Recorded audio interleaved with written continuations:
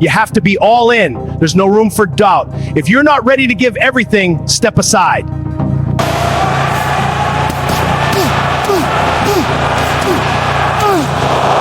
Listen, Mimi, this is the most important fight in UFC history. We're changing the MMA forever.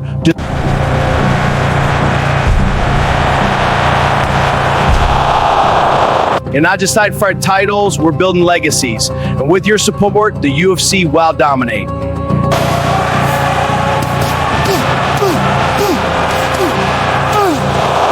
Let me be crystal clear. There are no excuses. You step up or stay out. That's the standard. The Dana White disaster. Jai Opetaia stripped of IBF title for the second time.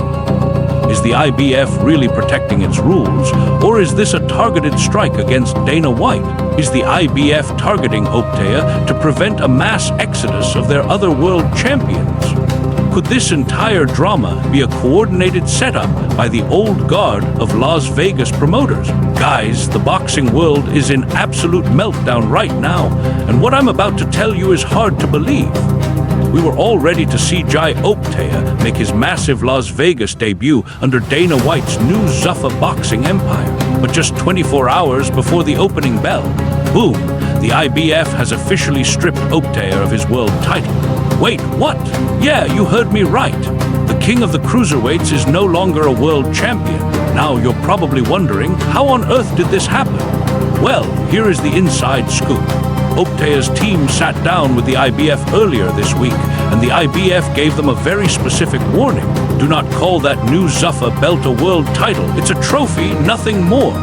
But then came the press conference at the MGM Grand. Zuffa didn't back down. They called it a world championship. They put it on the posters. And the IBF, they didn't just get mad, they pulled the plug. They sent a cold, hard email saying, the title is now vacant. But here is the most shocking part of this whole disaster. He's done it again. This is the exact same mistake Opetaia made back in 2023.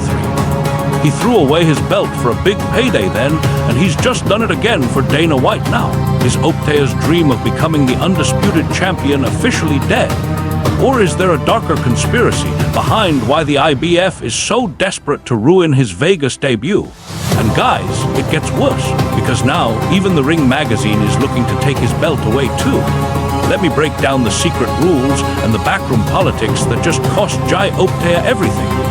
Guys, the boxing world is in absolute meltdown right now, and what I'm about to tell you is a total administrative execution. We were all ready to see Jai Opetaia make his massive Las Vegas debut under Dana White's new Zuffa boxing empire.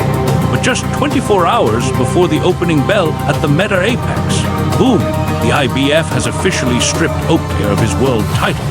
Wait, what? Yeah, you heard me right. The king of the cruiserweights is no longer a world champion. Now you're probably wondering, how on earth did this happen? Well, here is the inside scoop. Opetaia's team sat down with the IBF earlier this week, and the IBF gave them a very specific warning. Do not call that new Zuffa Belt a world title. It's a trophy, nothing more. But then came the Friday press conference at the MGM Grand. Zuffa didn't back down. They called it a world championship. They put it on the posters. And the IBF, they didn't just get mad, they pulled the plug. They sent a cold, hard email saying, the title is now vacant. Opetaia didn't lose his belt in the ring, he lost it to a rule book. Let's look at the fine print, because this is where it gets messy. Under IBF Rule 5E2, the organization only recognizes the WBA, WBC, and WBO for unification purposes. Zuffa isn't even a recognized sanctioning body yet. By marketing this new belt as a world title, Opetaia's team triggered a nuclear option. IBF President Darryl Peoples didn't find out about this through official channels. He found out through social media. Imagine being the head of a major sanctioning body and seeing your champion promote a rival world title on Instagram. The IBF withdrew sanctioning immediately. Per IBF Rule 5H, if a champion participates in an unsanctioned contest, the title is declared vacant the second they step into that ring. Whether he wins or loses against Brandon Glanton on Sunday, Opetaia is leaving Las Vegas without his IBF gold. He's been demoted from champion to contender overnight. But here is a question that no one is asking. Is the IBF really protecting its rules, or is this a targeted strike against Dana White? Think about it. The old guard of boxing, the IBF, WBC, WBA, has ruled this sport for decades. Now Dana White comes in with Zuffa Boxing, promising to fix the sport. Did the IBF purposely set a trap for Opetaia to send a message to the UFC boss? Was this about the belt, or was it a warning signal to every other champion thinking about signing with Zuffa? If you go with Dana, you lose your status. Jai Opetaia might just be a pawn in a much bigger war between the traditional boxing establishment and the MMA machine. If Opetaia had bowed down to the IBF, it would have been Dana White's first major defeat in boxing. This isn't just sports. This is a high-stakes power struggle where the fighters are the ones paying the price. The most frustrating part for fans is that he's done it again. This is the exact same mistake Opetaia made back in December 2023. Remember the day of reckoning in Saudi Arabia? He walked away from the IBF title then just to fight Ellis Zorro because the IBF wouldn't sanction it. He spent months clawing that belt back, finally beating Maris Brides in May 2024 to become a two-time champ. He was supposed to be the man to unify the division, but the second Dana White entered the picture, that undisputed dream hit a brick wall.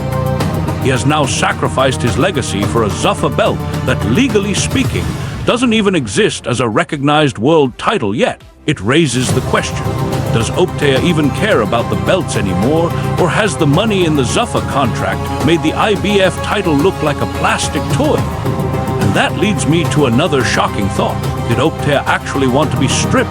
Stay with me on this. Being a world champion means you have to fight mandatory challengers for less money. It means you are tied to the sanctioning body's schedule. By being stripped and becoming the face of Zuffa Boxing, Opetaia is now free from those rules. Did he choose the Zuffa Champion tag over the IBF Champion tag because he knows the future of the sport is moving away from belts and toward massive individual brand? Maybe the undisputed goal was just a marketing story, and the real goal was to become the highest-paid cruiserweight in history. Regardless of how many belts are in his suitcase, we are entering an era where Zuffa Champion might carry more weight in the US market than a traditional belt. Are we witnessing the death of the four-belt era right before our eyes? If you think the IBF situation is bad, wait until you hear what's happening with the Ring magazine. Opetaia is still the Ring champion for now, but the clock is ticking. Under Ring policy, you must face a top 5 contender within 2 years. Opetaia hasn't done that since May 2024. Brandon Glanton, he's only ranked number 10. If Opetaia keeps fighting Zuffa's chosen opponents instead of top 5 contenders, he could lose the most prestigious belt in boxing by the end of the year. Meanwhile, the IBF isn't waiting around. The title won't stay vacant for long. Rumors are already flying that Chris Billam-Smith and Floyd Masson are being lined up to fight for the belt Opetaia just threw away. In one afternoon, Opetaia went from the undisputed king-in-waiting to a man without a home. So, was it worth it? On Sunday night, Opetaia will fight for a Zuffa belt that is essentially a very expensive piece of jewelry. He wanted to be a legend, but by signing with a league that refuses to play by the rules, he might have guaranteed he'll never hold all 4 belts. Is Opetaia a victim of boxing's dark side politics, or is he just a businessman who knows that belts don't pay the bills? Drop a comment below. I want to know if you think the IBF is right to be this strict, or if they are just scared of Dana White. Don't forget to like and subscribe, because the fallout from Zuffa Boxing 4 is only just beginning. I'll see you in the next one. But here is a question that no one is asking. Is the IBF really protecting its rules, or is this a targeted strike against Dana White? Think about it. The old guard of boxing, the IBF, WBC, and WBA, has ruled this sport for decades. Now Dana White comes in with Zuffa Boxing, promising to fix the sport. Did the IBF purposely set a trap for Opetaia to send a message to the UFC boss? Was this about the belt, or was it a warning signal to every other champion thinking about signing with Zuffa? Jai Opetaia might just be a pawn in a much bigger war between the traditional boxing establishment and the MMA machine. If Opetaia had bowed down to the IBF, it would have been Dana White's first major defeat in boxing. This isn't just sports. This is a high-stakes power struggle where the fighters are the ones paying the price. But here's another thought that should worry every boxing fan. Is the IBF targeting Opetaia to prevent a mass exodus of their other world champions? Think about the business model. Sanctioning bodies make millions by charging champions a percentage of their purse just to hold a belt. If Jai Opetaia succeeds under Dana White's model without a traditional belt, why would superstars like Canelo or Usyk keep paying those massive fees? Is the IBF making a public example out of Opetaia to protect their tax system? If a fighter can become bigger than the belt, these organizations lose their power. Is this really about rules, or is it a desperate move by an old organization to keep their business from collapsing? And here is one final, chilling thought. Could this entire drama be a coordinated setup by the old guard of Las Vegas promoters? We know Dana White is the king of Vegas in the UFC, but boxing's old-school promoters don't give up their territory easily.